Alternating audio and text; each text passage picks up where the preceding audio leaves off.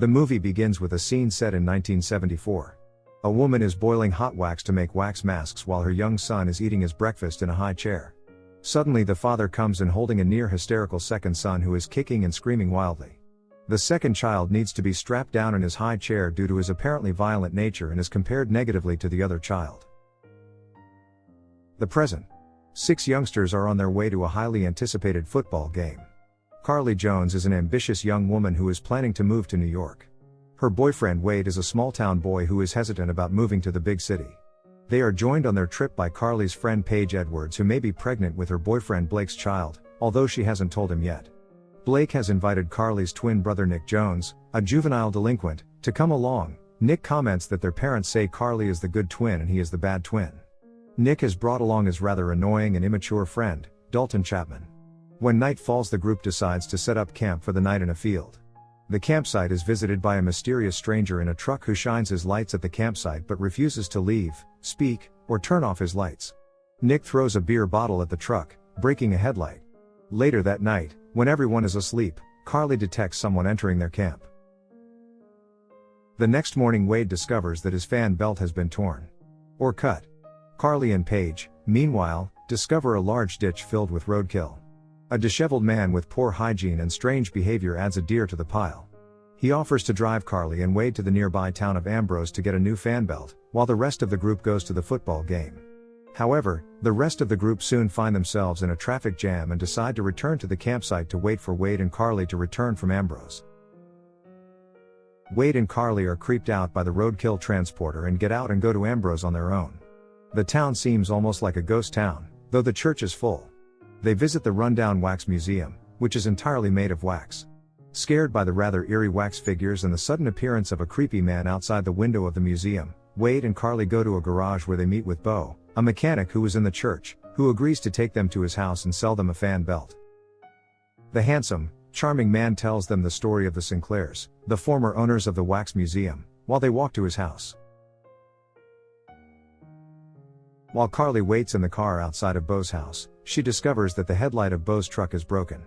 Realizing it must be the same truck that bothered them the night before, she tries to warn Wade by blowing the car horn.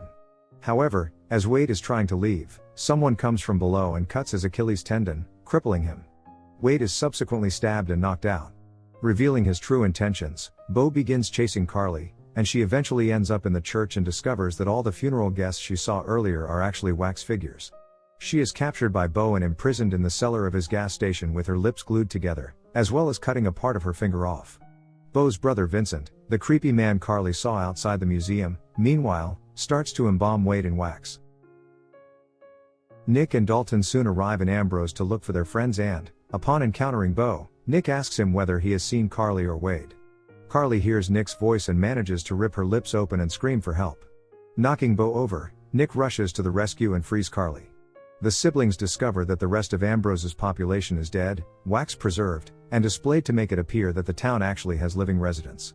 At the same time, Dalton enters the house of wax and finds Wade covered in wax. Wade is alive, but unable to move. Dalton attempts to free Wade by peeling the wax. As he is doing this, he realizes that he is peeling Wade's skin off his face, which is somehow fused with the wax. Vincent finds Dalton and starts to chase him, slicing off part of Wade's face in the process, which causes him to die from shock. Dalton falls down the stairs and Vincent decapitates him. Vincent then goes to the campsite where Paige and Blake are and kills them by stabbing Blake in the neck and impaling Paige on a metal pole. Back in Ambrose, Carly and Nick overhear a conversation between Bo and Vincent, who are the Sinclair children seen in 1974. It turns out that Vincent, the good twin who was seen behaving well in the opening scene, simply wanted to continue his mother's work of creating wax figures, but Bo, the evil twin who had been violent and was tied down in the opening scene, manipulated him to start murdering people to make more realistic wax figures out of their victims. Carly also finds newspaper cuttings that report how Dr. Victor Sinclair separated his Siamese twin sons at birth, leaving one badly disfigured. Chased once more by Bo and Vincent, they eventually end up in the wax museum. Nick starts a fire in the house of wax and the whole house begins to melt. The demented brothers die in the fire, with Bo's head being beaten by Carly with a bat. Upon seeing Bo's lifeless body, Vincent, in anger, becomes fixated on killing Carly, despite her trying to reason with him over his family's history of corrupt ways. Vincent is then stabbed by Carly and pushed through the wax floor to his death by Nick, where he lands on his brother's corpse in the same place where they were both conjoined. Carly and Nick then manage to dig their way out to safety through the second-story wall. The smoke from the blaze eventually draws outside help. The siblings discover that the town had long ago been abandoned and that it was no longer on any map. As the ambulance carries Carly and Nick away, the sheriff learns that there were actually 3 Sinclair children. The film ends with a shot of the roadkill transporter petting Bo and Vincent's dog and waving to Carly and Nick as their ambulance leaves Ambrose, leaving the audience to think if the seemingly innocent man is one of the Sinclair brothers.